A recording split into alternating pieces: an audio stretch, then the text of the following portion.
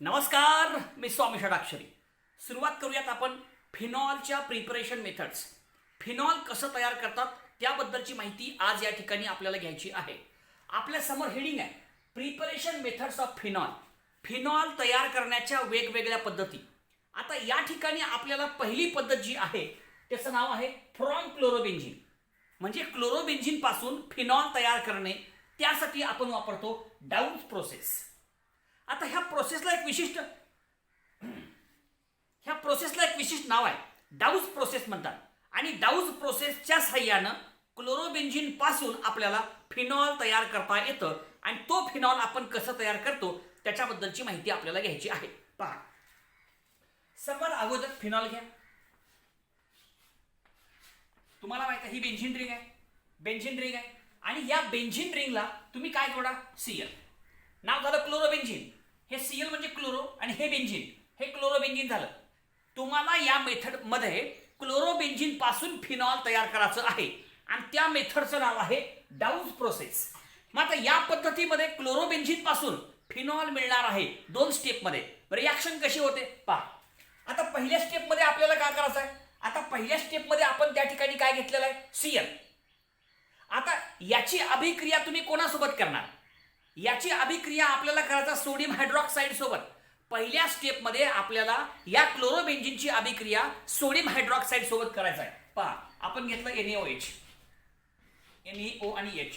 आणि ही रिॲक्शन जी आहे यासाठी टेम्परेचर आणि प्रेशर लागेल. या मेथडमध्ये आपण क्लोरोबेन्झिन घेतलं, त्या क्लोरोबेन्झिनची अभिक्रिया सोडियम हायड्रॉक्साईड सोबत घेतली. हा NaOH आहे, सोडियम हायड्रॉक्साईड, हा क्लोरोबेन्झिन. आता अभिक्रिया कशा प्रकारची होते पहा. ही रिॲक्शन व्हायची असेल तर आपल्याला टेम्परेचर घ्यावं लागेल, प्रेशर घ्यावं लागेल. किती टेम्परेचर घ्यायचं, किती प्रेशर घ्यायचं पहा. आता या मेथडमध्ये आपल्याला टेम्परेचर घ्यायचं आहे 623 केल्विन. 623 केल्विन टेम्परेचर आणि 150 एटमॉस्फिअर एवढं प्रेशर. म्हणजे ही अभिक्रिया जर व्हायची असेल तर त्या ठिकाणी आपल्याला काही कंडिशन्स वापरावे लागतील. 623 केल्विन एवढं टेम्परेचर, त्याचबरोबर 150 एटमॉस्फिअर एवढं प्रेशर जर तुम्ही घेतलात तर अभिक्रिया होईल. अदरवाईज ही अभिक्रिया होणार नाही. ठीक आहे. आता काय घेतलं? क्लोरोबेन्झिन. हा कोण आहे? Sodium hydroxide. अभिक्रिया काय होईल बघा. हा जो Cl आहे तो रिप्लेस होईल. कशानं? या ONA नं. बघा बरं का, नीट लक्षात घ्या. हा कोण आहे? Cl. आणि तुम्हाला माहित आहे क्लोरोबेन्झिनला जोडलेला Cl जो आहे तो सहजासहजी निघून जाणार नाही. हा कार्बन आणि Cl बॉन्ड स्ट्रॉंग आहे, त्याच्यामुळं हा Cl निघून जाणार नाही. म्हणून त्या ठिकाणी आपल्याला 623 केल्विन एवढं तापमान घ्यावं लागलं आणि 150 एटमॉस्फिअर एवढं प्रेशर घ्यावं लागेल, ज्यामुळं या ठिकाणी C आणि Cl मधला बॉन्ड ब्रेक होतो आणि मग अभिक्रिया होते. या कंडिशन जर तुम्ही नाही घेतलात तर रिॲक्शनच होणार नाही. There is no reaction at normal condition. Therefore, you have to use 623 kelvin temperature and 150 atmospheric pressure. एवढं तुम्हाला तापमान प्रेशर घ्यावं लागेल. संपलं. आता हा Cl का झाला? रिप्लेस. कशानं? ONA. आणि मग अभिक्रिया पूर्ण झाली. आणि मग इथं आलं हा बेन्झिन रिंग आली तुमची. बरोबर आहे का? आता या ठिकाणचा Cl निघून गेला आणि त्याच्या ठिकाणी कोण आला? ONA. हा तुमचा O आणि Na. संपलं. आणि इथला H आणि इथला Cl म्हणजे HCl निघून जातो, -HCl. बघा पहिल्या स्टेपमध्ये काय घडलं?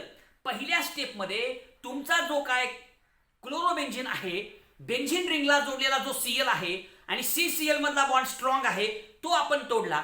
त्यासाठी आपण टेम्परेचर वापरलं 623 केल्विन, प्रेशर वापरलं 150 एटमॉस्फिअर. त्या ठिकाणचा Cl रिप्लेस झाला. कशानं? ONA नं. आणि त्या ठिकाणी सोडियम फिनॉक्साईड तयार झाला. तर अशा प्रकारची आपली पहिली स्टेप. पहिल्या स्टेपमध्ये तयार झालेला प्रोडक्ट जो आहे दॅट इज द सोडियम फिनॉक्साईड. मग आता दुसऱ्या स्टेपमध्ये काय होतं? दुसऱ्या स्टेपमध्ये आपण काय करणार आहोत? दुसऱ्या स्टेपमध्ये करा ऍसिड हायड्रोलायसिस. जेव्हा तुम्ही ऍसिड हायड्रोलायसिस करता तेव्हा ONA हा जो आहे याचं रूपांतर फिनॉलमध्ये होतं डायरेक्टली. आणि मग त्या ठिकाणी आपण इथे लिहू. हे पहा, इथे लिहू आपण काय केलं आपण? ऍसिड हायड्रोलायसिस म्हणजे H3O प्लस हा सिम्बॉल आहे. H3O प्लस हायड्रोनियम आयन याला म्हणतात ऍसिड हायड्रोलायसिस. आणि मग हा जो ONA आहे याचं रूपांतर कशामध्ये? डायरेक्टली OH मध्ये होईल. आणि therefore in this way there is formation of a phenol. हा ONA जो आहे हा Na निघून जातो आणि तिथे H आला. थोडक्यात ONA चं रूपांतर OH मध्ये होतं.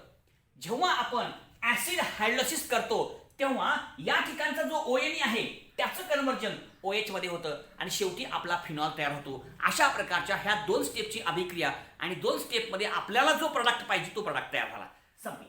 पहा, हा कोण आहे सुरुवातीला? क्लोरोबेन्झीन. हा कोण आहे? Sodium phenoxide. सोडियम फिनॉक्साइड आणि शेवटी कोण तयार झाला? फिनॉल झाला. अशा प्रकारे या ठिकाणची संपूर्ण अभिक्रिया. संपूर्ण अभिक्रियेमध्ये काय झालं बघा, क्लोरोबेन्झीनची अभिक्रिया आपण सोडियम हायड्रॉक्साईड सोबत केली. या क्लोरोबेन्झीन मधला Cl रिप्लेस झाला कशानं? ONA नं. आणि मग त्या ठिकाणी आपला प्रोडक्ट आला सोडियम फिनॉक्साइड आणि शेवटी आपण काय केलं? ऍसिड हायड्रोलायसिस आणि मग ONA चे रूपांतर OH मध्ये झालं. अशा प्रकारची संपूर्ण रिॲक्शन. आणि आणखीन एक महत्त्वाचं वाक्य लक्षात घ्या, हा CCl बॉन्ड स्ट्रॉंग असल्यामुळं ही रिॲक्शन होण्यासाठी आपल्याला ड्रास्टिक कंडिशन वापरावी लागेल, आपल्याला टेम्परेचर वापरावं लागेल, आपल्याला प्रेशर वापरावं लागेल. आणि म्हणून 623 केल्विन टेम्परेचर आणि 150 एटमॉस्फेरिक प्रेशर या कंडिशनचा वापर केला आणि संपूर्ण अभिक्रिया या ठिकाणी पूर्ण झाली. अशा प्रकारे या ठिकाणी क्लोरोबेन्झीन पासून फिनॉल तयार केलं. अशा प्रकारची ही 2 स्टेप अभिक्रिया आहे ज्याला आपण म्हणतो डाऊस प्रोसेस. ओके, कळलं? पाच करून लिहा.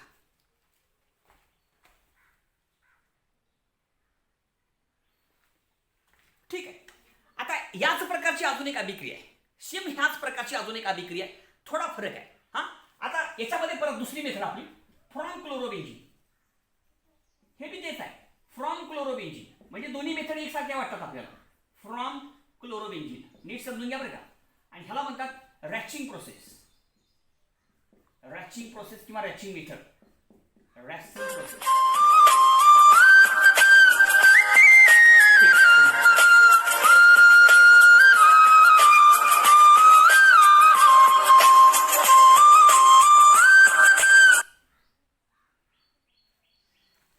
ठीक आहे. आता बघा, आता याच्यामध्ये क्लोरोबेन्झीन पासून आपल्याला काय मिळवायचं आहे?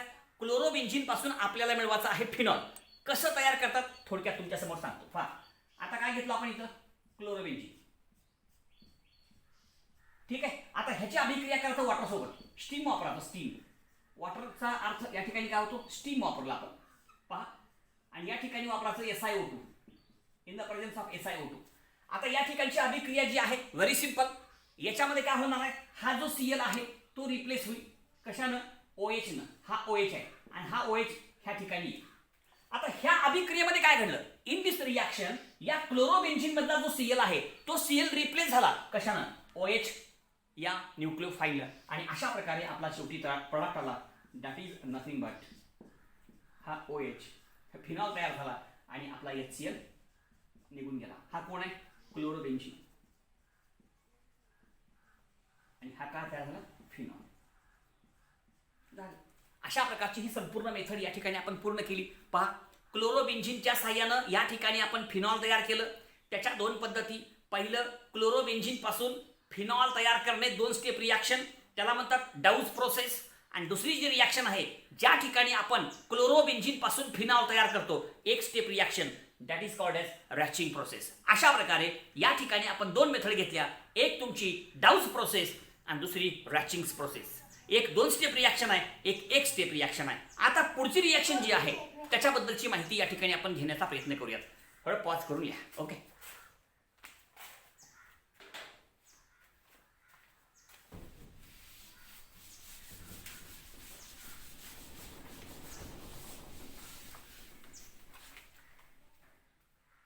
आता तिसरी मेथड पहा आपली. तिसरी एवढी एक मेथड घेऊ. From cumin. From cumin. आणि क्युमिनला अजून एक नाव आहे. क्युमिनला अजून एक नाव आहे. कोणतं? Isopropyl benzene. आयसोप्रोपिल बेन्झीन म्हणजे सुद्धा क्युमिन. Isopropyl benzene. ठीक आहे.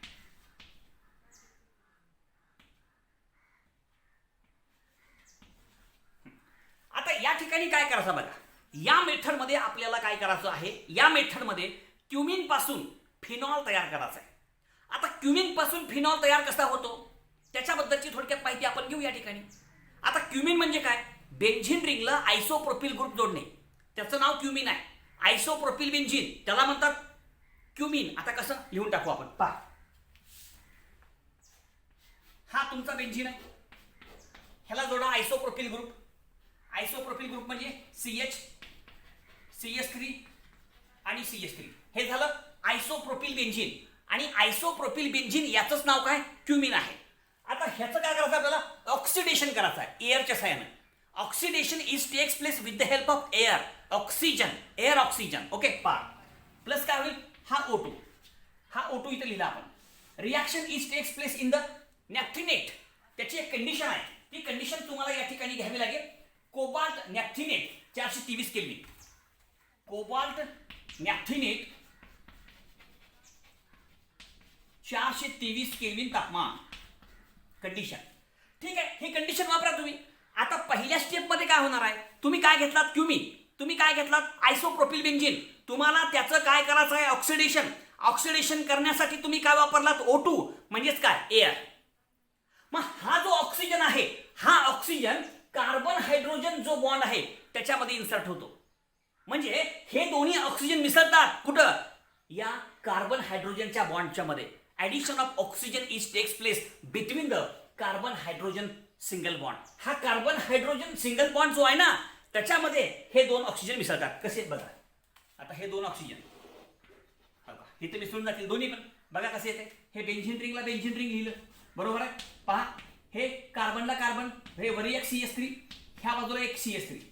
बघा बरं का, हो का, बेंझिन रिंग CH3. हा कार्बन असाच आहे. आता H, कार्बन आणि हायड्रोजन ह्या दोघांच्या मध्ये दोन ऑक्सिजनचे ऍटम्स ऍड होतील आणि पराक्साईड तयार होतं. हो का, हे ऑक्सिजन आणि Hला H, पराक्साईड, क्युमिन हायड्रोपराक्साईड तयार झालं. तुम्हाला माहित आहे, दोन ऑक्सिजन जर असतील तर पराक्साईड म्हणतात. तुम्हाला माहित आहे, नुसतं O आहे, समजलं का, नुसतं O असेल इथर आणि असे दोन असतील तर पराक्साईड. हे आहे इथर लिंकेज, हे आहे पराक्साईड लिंकेज. तर इथं OO आहे म्हणजे पराक्साईड आहे. आणि अशा प्रकारे या ठिकाणी आपला जो प्रोडक्ट तयार झाला तो क्युमिन पराक्साईड. आता काय करू आपण दुसऱ्या स्टेपमध्ये, दुसऱ्या स्टेपमध्ये आपण त्या ठिकाणी ऍसिड सोबत रिॲक्शन करू, त्याला हीट करू in the presence of dilute sulphuric acid. आणि मग काय होतं बघा आपण. पहा, इथे घेतला आपण डायल्यूट H2SO4 सल्फ्युरिक ऍसिड, त्याला आपण काय केलं, हीट केलं. काय होतं बघा, ह्याच्यामधला एक ऍसिटोनचा मॉलिक्यूल निघून जातो. हो का, हा ऍसिटोनचा मॉलिक्यूल आहे, हा अलगद निघून जातो. हो का, ह्याचं काय होतं, डिकम्पोजिशन. हा पराक्साईड आहे आणि या पराक्साईडला हा जो क्युमिन हायड्रोपराक्साईड आहे, या क्युमिन हायड्रोपराक्साईडला जेव्हा तुम्ही काय करता, हीट करता in the presence of dilute sulphuric acid, तेव्हा ह्याचं काय होतं, डिकम्पोजिशन. आणि एवढा भाग निघून जातो. हा कोणता भाग आहे, CH3CCH3O म्हणजे CH3COCH3 म्हणजे ऍसिटोन. आणि हा ऍसिटोन निघून जातो आणि हा OH अटॅच होतो. म्हणजे असा प्रकार होता, हे OH ना OH आणि हा CH3COCH3 झाला. अशा प्रकारची ही एक कमर्शियल मेथड आहे. दिस इज द कमर्शियल मेथड. ही एक कमर्शियल मेथड आहे. कुणापासून, क्युमिन पासून, आयसोप्रोपिल बेंझिन पासून फिनॉल तयार करणे, अशा प्रकारची ही पद्धत आहे. अशा प्रकारे या ठिकाणी हा संपूर्ण भाग या ठिकाणी बघितला. अशा 3 पद्धती या ठिकाणी आपण बघितलेल्या आहेत. आता या पद्धतीमध्ये आपण काय घेतलं, क्युमिन. हे काय, एअर तयार झालं, काय क्युमिन हायड्रोपराक्साईड, क्युमिन हायड्रोपराक्साईड. आणि हे शेवटी काय झालं, फिनॉल. फिनॉल म्हणजेच कार्बोलिक ऍसिड, फिनॉल म्हणजेच कार्बोलिक ऍसिड, फिनॉलला कार्बोलिक ऍसिड सुद्धा म्हणतात. अशा प्रकारची ही संपूर्ण अभिक्रिया आपल्या समोर आहे.